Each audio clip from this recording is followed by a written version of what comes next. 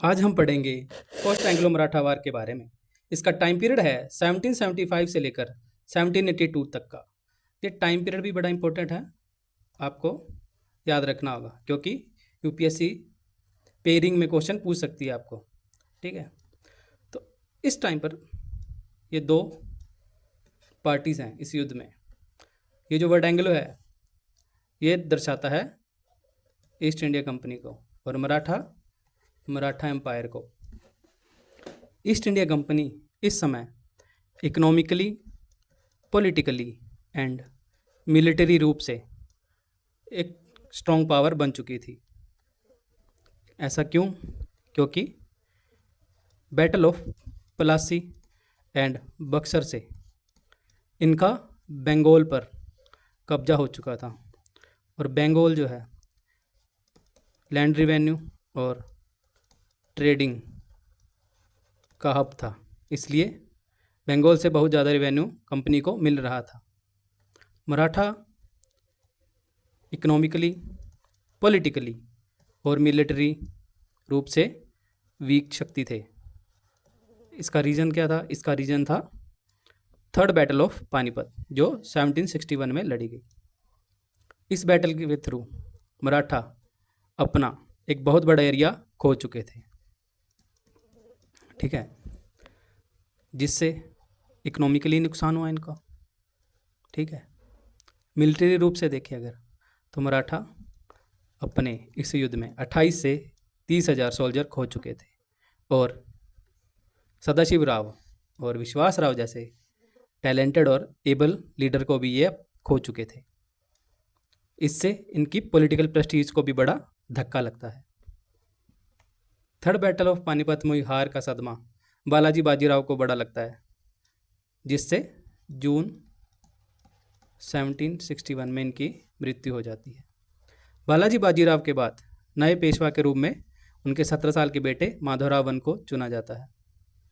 Madhavrao one Maratha empire को strong करने के लिए कार्य करते हैं।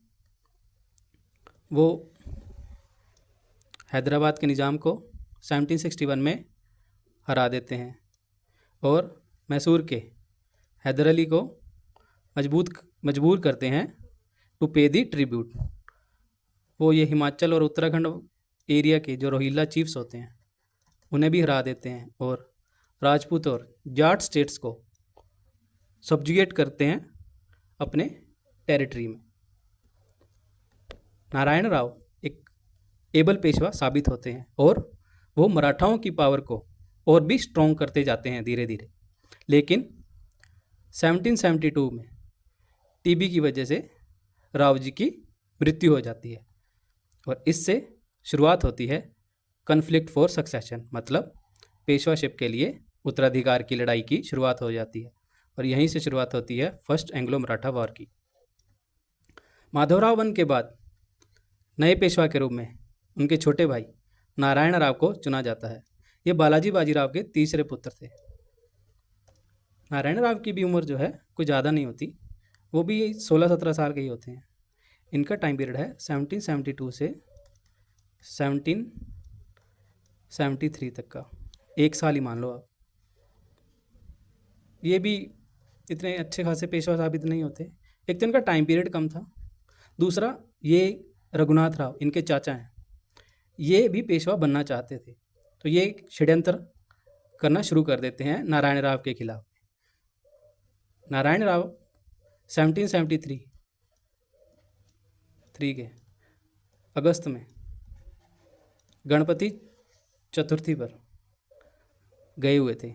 वहाँ पर कालबेलिया ट्राइब्स के लोगों ने नारायण राव की हत्या कर दी थी। नारायण राव कहते हैं कि आज भी वो शनिवार वाड़ा है जहाँ इनकी हत्या हुई थी, वहाँ पर आज भी इनका भूत घूमता है, और वो चिल्लाता है मदद के लिए, जैसे ये जिन अपनी मृत्यु के समय चिल्ला रहे थे। अब नारायण राव की मृत्यु हो जाती है, उसके बाद अगला पेशवा कौन बनेगा? रघुनाथ राव। तो रघुनाथ राव पेशवा बन जाता है, लेकिन कहानी में ट्विस्ट आता है। नारायण राव की मृत्यु के कुछ महीनों बाद इनकी पत्नी गंगाबाई एक पुत्र को जन्म देती है। जिसका नाम रखा जाता है सवाई माधोराव।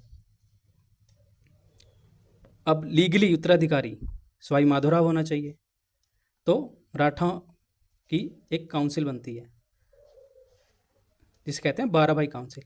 इसमें 12 जो प्रोमिनेंट लीडर होते हैं मराठाओं के, उनको शामिल किया जाता है, और इनके लीडर होते हैं नाना फडणवीस। नाना फडणवीस सवाई माधोराव को पेशवा चुन लेते हैं। अब इस बात से नाराज होकर रघुनाथ राव चला जाता है कहाँ पर, ईस्ट इंडिया कंपनी की बॉम्बे काउंसिल के पास में, कि भाई मुझे सपोर्ट करो, पेशवा मैं बनना चाहता हूँ, मेरी मदद करो। अब बॉम्बे काउंसिल वाले कहते ठीक है, हम तुम्हारी मदद करेंगे, लेकिन उसके लिए तुम्हें क्या करना होगा, हमारे साथ एक ट्रीटी साइन करनी होगी। उस ट्रीटी का नाम है ट्रीटी ऑफ सूरत। इस ट्रीटी में क्या क्या बातें जो है शामिल की गई थी। पहली बात तो ये शामिल की गई थी कि जो टेरिटरी ऑफ बसीन और सालसट है वो ब्रिटिशर्स को दे दी जाएंगी, और सूरत और बहरूच डिस्ट्रिक्ट का जो भी रिवेन्यू है उसका कुछ हिस्सा बॉम्बे काउंसिल को दिया जाएगा। इसके बदले में रघुनाथ राव को क्या मिलेगा, रघुनाथ राव को 25,000 सोल्जर्स दिए जाएंगे। अब इस ट्रीटी का एक कॉपी भेजी जाती है बंगाल काउंसिल के पास में। ऐसा क्यों किया जाता है, बिकॉज रेगुलेटिंग एक्ट 1773 आया था, उसके अंडर बंगाल काउंसिल को ये पावर दे दी गई थी कि वो सूरत और मद्रास के जो भी काम करेंगे उनको सुपरवाइज करेगा। उधर ट्रीटी की एक कॉपी भेजी जाती है बंगाल काउंसिल में। इतने में यहाँ पर हो जाती है युद्ध की शुरुआत। किसके बीच में, बॉम्बे काउंसिल और मराठाओं के बीच में। मराठाओं को लीड कर रहे थे हरिपंत फड़के, और ईस्ट इंडिया कंपनी की जो टुकड़ी है उन्हें लीड कर रहे थे केटिंग्स। यहाँ युद्ध की शुरुआत होती है। इधर कॉपी पहुँचती है बंगाल काउंसिल के पास में, तो वारन हेस्टिंग क्या करते हैं, ये वॉर को रोकने के लिए कह देते हैं, और कर्नल उपटन को भेजते हैं पूना नाना फडणवीस के पास में, ताकि उनके साथ एक नई फ्रेंडली ट्रीटी साइन की जा सके। उस ट्रीटी को कहते हैं ट्रीटी ऑफ पुरंदर, जो हुई थी 1776 में। इस ट्रीटी के अंतर्गत जो जो बातें शामिल है वो ये है, ब्रिटिश जो है ऑफिशियली एक्नॉलेज कर लेते हैं सवाई माधोराव को एज ए लेजिटिमेट पेशवा के रूप में ऑफ द मराठा एम्पायर, और रघुनाथ राव को पेंशन की गारंटी देते हैं। और तीसरी बात यह शामिल की जाती है कि मराठा जो है अपनी टेरिटरी में फ्रेंच एक्सिस्टेंस को फेवर नहीं करेंगे। और चौथी बात, ब्रिटिश जो है वो सैलसट पर कंट्रोल रखेंगे। सैलसट जो है एक स्ट्रेटेजिकली इंपॉर्टेंट आइलैंड है, कहाँ पर, बॉम्बे के आसपास। अब जो ट्रीटी है, ट्रीटी ऑफ पुरंदर, ये जो पहले ट्रीटी हुई थी ट्रीटी ऑफ सूरत, उसे नलीफाई कर देते हैं,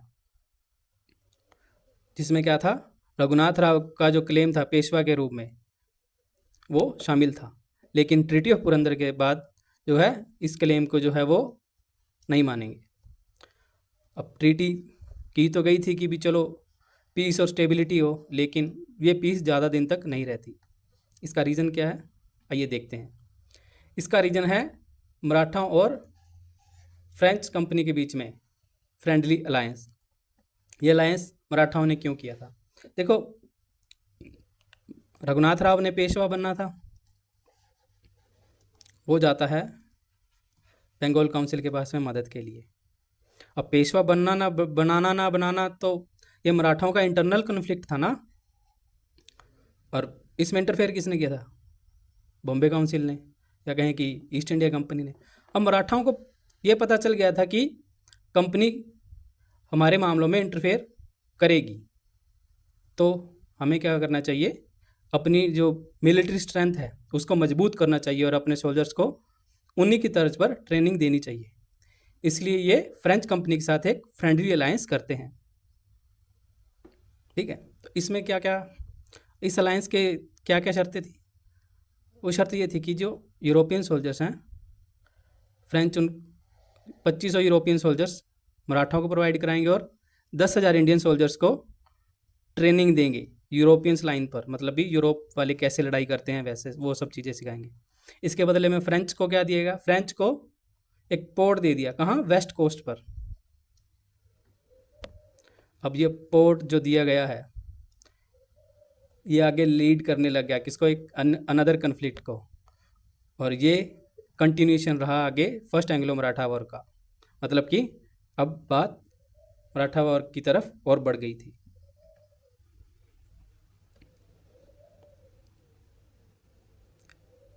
फ्रेंच के साथ फ्रेंडली अलायंस किया है। अब ये बात छिपी तो रहेगी नहीं, ये बात पहुंचती है ईस्ट इंडिया कंपनी वालों के पास में, और ईस्ट इंडिया वाले क्या करते हैं, मराठाओं को बोलते हैं कि तुमने धोखा किया है, और मराठाओं पर वो हमला कर देते हैं।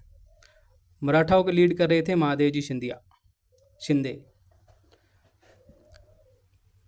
महादेव जी शिंदे सूचना पहुंचा देते हैं ईस्ट इंडिया कंपनी के पास, एक फॉल्स इन्फॉर्मेशन कि मराठा आर्मी कहाँ पर है, तालेगांव में है।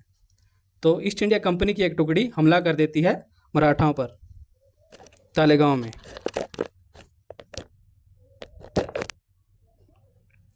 तालेगांव में हमला करती है तो महादेव जी शिंदे अपनी आर्मी लेकर आ जाते हैं और ब्रिटिशर्स को वहाँ पर मारना शुरू कर देते हैं तालेगांव में। अब वहाँ से ईस्ट इंडिया कंपनी की आर्मी भागकर पहुँच जाती है कहाँ, वडगांव में, और महादेव जी इस आर्मी को वडगांव में घेर लेते हैं और इन्हें बुरी तरीके से मारते हैं। और कंपनी अब क्या करती है, सरेंडर कर देती है, और अब एक नई ट्रीटी साइन की जाती है जिसे बोलते हैं ट्रीटी ऑफ वडगांव। ये हुई थी 1779 में। इस ट्रीटी में कहा गया था कि ब्रिटिशर्स ने 1775 से लेकर अब तक जो भी मराठा टेरिटरी ऑक्यूपाई कर ली है वो मराठाओं को वापस कर दी जाएगी।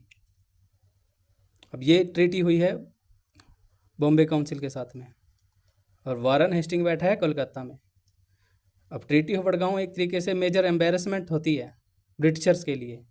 इससे क्या होगा, मराठा कॉन्फेडरेसी का जो कॉन्फिडेंस है वो बूस्ट हो जाएगा, और ब्रिटिशर्स के लिए ये ट्रीटी एक चैलेंजेस के तौर पर थी, क्योंकि ब्रिटिशर्स क्या करना चाहते थे, अपने एम्पायर को एक्सपैंड करना चाहते थे।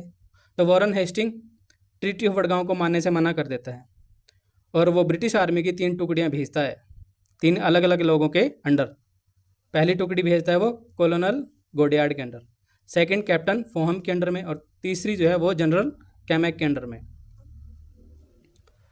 गोडियार्ड 1779 में अहमदाबाद को कैप्चर कर लेता है, और फोहम जो है वो ग्वालियर को 1780 में कब्जे में ले लेता है, और उसके बाद 1780 में गोडियार्ड फिर से बसीन पर कब्जा कर लेता है। और इधर कैमैक की फाइट होती है महादेव जी सिंधिया के साथ में, और इस फाइट में महादेव जी सिंधिया की आर्मी हार जाती है। अब एक नई ट्रीटी साइन होती है, इस ट्रीटी का नाम है ट्रीटी ऑफ सालबाई। इसका टाइम पीरियड है 1782 तक का। इस ट्रीटी में क्या क्या बातें शामिल की गई हैं, आइए देखते हैं।